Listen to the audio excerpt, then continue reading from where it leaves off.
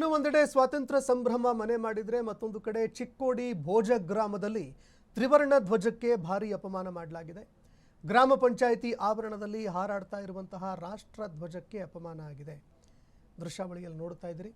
ಸ್ವಾತಂತ್ರ್ಯೋತ್ಸವದ ಸಮಯದಲ್ಲೇ ಪಂಚಾಯಿತಿ ಅಧಿಕಾರಿಗಳು ಎಡವಟ್ಟು ಮಾಡಿದ್ದಾರೆ. ರಾಷ್ಟ್ರ ಧ್ವಜಕ್ಕೆ ಪಂಚಾಯಿತಿ ಸಿಬ್ಬಂದಿಗಳು ಅಪಮಾನ ಮಾಡಿದ್ದಾರೆ. ಪಂಚಾಯಿತಿ ಅಧಿಕಾರಿಗಳ ವಿರುದ್ಧ ಆಕ್ರೋಶ ವ್ಯಕ್ತವಾಗ್ತಾ ಇದೆ. ದೃಶ್ಯಾವಳಿಯಲ್ಲಿ ನೋಡ್ತಾ ಇದ್ದೀರಿ. ಧ್ವಜ ಹರಿದು ಹೋಗಿದೆ. ಆದರೂ ಕೂಡ ಹರಿದು ಹೋಗಿರುವಂತಹ ಧ್ವಜವನ್ನೇ ಅಲ್ಲಿ ಹಾರಾಡಿಸಲಾಗ್ತಾ ಇದೆ. ಇದು ಅಧಿಕಾರಿಗಳ ಗಮನಕ್ಕೆ ಬಂದಿಲ್ವಾ? ಇದು ರಾಷ್ಟ್ರ ಧ್ವಜಕ್ಕೆ ಅಗೌರವ ತೋರಿದಂತಾಗತ್ತೆ ಕಾನೂನುಗಳ ಪ್ರಕಾರ. ಹೀಗಾಗಿ ಯಾರು ಅಧಿಕಾರಿಗಳಿದ್ದಾರೆ ಅವರ ವಿರುದ್ಧ ಕಾನೂನಾತ್ಮಕವಾಗಿ ಕ್ರಮ ಕೈಗೊಳ್ಳಬೇಕು ಅಂತ ಒತ್ತಾಯ ಕೇಳಬರ್ತಾ ಇದೆ.